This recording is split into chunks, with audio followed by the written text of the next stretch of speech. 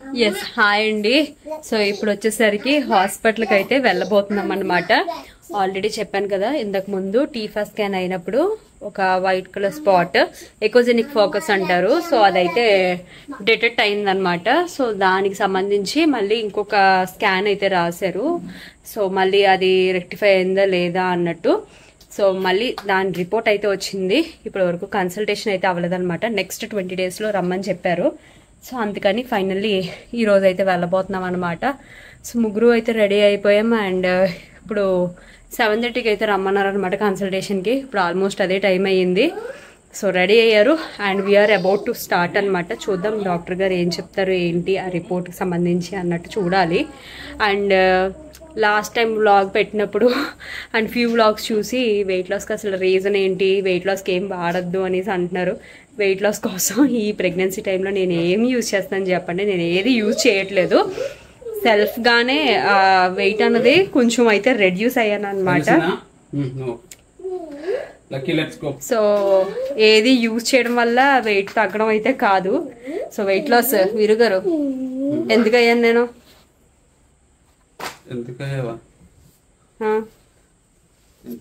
Lucky reports పడిపోయినాయి.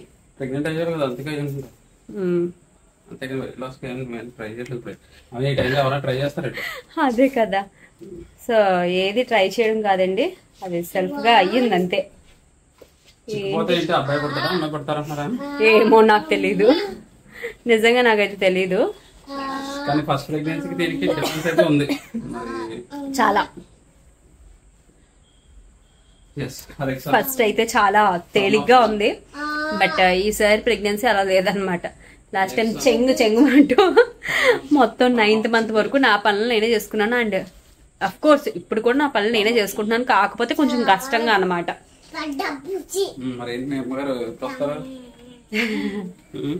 తెలియదు, మీ అత్తయ్య గారు నువ్వే అడగాలి. అదే application. Okay, let's go to hospital and doctor గారు ఏం చెప్తారో చూద్దాం. లక్కీ ఎక్కడికి వెళ్తున్నాం మనం?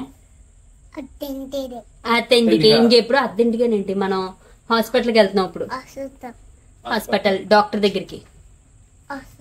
నువ్వు ఎందుకు అలా గుండ్రంగా తిరుగుతున్నావు? ఎక్కడికి వచ్చాం మనం? హాస్పిటల్కి వచ్చాం.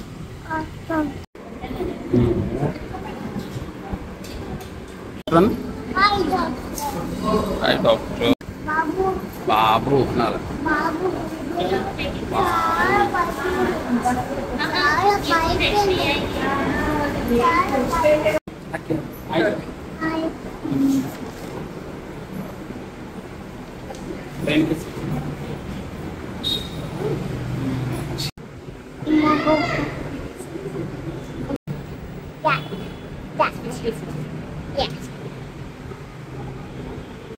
ఇప్పుడు టైం వచ్చేసరికి 9 అవుతుంది అనమాట. జస్ట్ నో ఇంటికి అయితే రీచ్ అయ్యాము. అండ్ రిపోర్ట్స్ అయితే చూపించాము అండ్ అడిగాం అనమాట. అంటే సేమ్ ఇంతకు ముందు రిపోర్ట్లో ఏదైతే ఇంతకు ముందు రిపోర్ట్లో ఏదైతే వచ్చిందో అదే రిపీట్ అయింది కదా, అది ఏమైనా ప్రాబ్లం అవుతుందా ఏంటి అన్నట్టు అయితే అడిగాము. సో ఏమంటున్నారంటే, ఫస్ట్ థింగ్ మాది మేనరికం కాదు. సో ఏ విధంగానూ కూడా ఈవెన్ దగ్గర రిలేటివ్స్ కూడా కాదు. అండ్ యాజ్ వెల్ ఏంటంటే ఇంకోటి ఏంటన్నారు, ఫస్ట్ బేబీలో ఏమైనా హార్ట్ ప్రాబ్లమ్స్ ఉన్నాయా అన్నది ఒకటి చెక్ చేస్తామన్నారు. అండ్ ఇంకొకటి వచ్చేసరికి ఏజ్ ఫ్యాక్టర్. నేనేమైనా 35+ ఏజ్లో పడతానా? సో 35+లో ఉన్నట్టయితే ఇవన్నీ కొంచెం జాగ్రత్తగా అన్ని మానిటర్ చేసుకోవాలనేసి అన్నారనమాట. సో ఇవేవి కాదు అంటే ఎక్కువ టెన్షన్ అయితే తీసుకోవద్దు, జస్ట్ బి నార్మల్ అని అయితే చెప్పారు. అండ్ యాజ్ వెల్ ఇంకేంటి, ఫుడ్ ఒకటి సరిగ్గా తీసుకోవట్లేదు, సరిగ్గా తినాలని అయితే అంటున్నారు అనమాట. యాక్చువల్గా ఎలా ఉంటుందంటే, నాకు ఆకలి వేస్తుంది కానీ తినాలంటే కడుపులో నాకు స్పేస్ లేనట్టు అనిపిస్తుంది అనమాట. చాలా టమ్మీ అంతా ఫుల్గా ఉన్నట్టు, ఇంకా అనీజీగా ఉంటుంది. ఈవెన్ వాటర్ తాగాలన్నా సరే చాలా దాహం వేస్తుంది కానీ వాటర్ తాగలేకపోతున్నాను, అలా ఉంటుంది. అండ్ ఎందుకు ఏంటంటే ఫస్ట్ టైం స్కాన్లో వీరు గారు చూసారనమాట బేబీని. ఇప్పుడు వరకు అయితే స్కాన్కి చాలాసార్లు లోపలికి వెళ్తున్నాం కానీ చూపించమని అడగలేదు అండ్ చూసింది లేదు. సో వీరు గారు ఫస్ట్ టైం బేబీని చూపించారు కదా స్కాన్ లో. మనకి లక్కీని చూసినప్పుడైతే ఎర్లీగా చూసడం వల్ల తెలిసింది బేబీ. అప్పుడు తెలియట్లేదు ఏది హ్యాండ్ ఏది లెగ్ ఏది ఫేస్ అన్నది తెలియట్లేదు. అసలు ఏమీ క్లారిటీ రాలేదా స్కాన్ లో చూపించిన దాంట్లో? మూమెంట్ లేదు తెలుస్తుంది కానీ పాప అయితే. అవును, యాక్చువల్లీ మేము అంటే ఇది నా personal opinion. If in case నా ఫస్ట్ డెలివరీలో నీది కాదు నాది అంటే జనరల్లీ అనుకుంటాం కదా. యాక్చువల్లీ నేను ఒకదాన్నే, నాకు ఏంటంటే సింగిల్గా నా బ్రాటప్లో నాకేమీ లోటుగా నాకైతే ఏమి అనిపించేది కాదు. సో అంతా అన్ని విధాలుగా కూడా ఏంటంటే సెల్ఫ్గా నాకు నేను థింక్ చేయగలను, అంతా నార్మల్గా ఉంది. ఏంటంటే ఆ విధంగా మన పిల్లల్ని బ్రాటప్లో మనం తయారు చేయాలి, అంతేగాని ఇద్దరు ఉంటే వాళ్ళు స్ట్రాంగ్గా ఉంటారు ఇలా ఇలా అయితే నేను అనుకునేదాన్ని కాదు. అండ్ అటు ఏంటంటే నాకు పాప అంటే చాలా ఇష్టం. అమ్మాయి అంటే కరెక్టే. బట్ ఏమైంది నీకు ఆఫ్టర్ మ్యారేజ్ నీకు తెలిసి వచ్చింది కదా ఏంటది ఏంటి అన్నలా చెల్లెల్లో ఉంటే ఎలా ఉంటుందని? మ్యారేజ్ తర్వాత కాదు, మా డాడీ లాస్ తర్వాత నాకు తెలిసి వచ్చింది. అంటే లేట్గా తెలిసింది?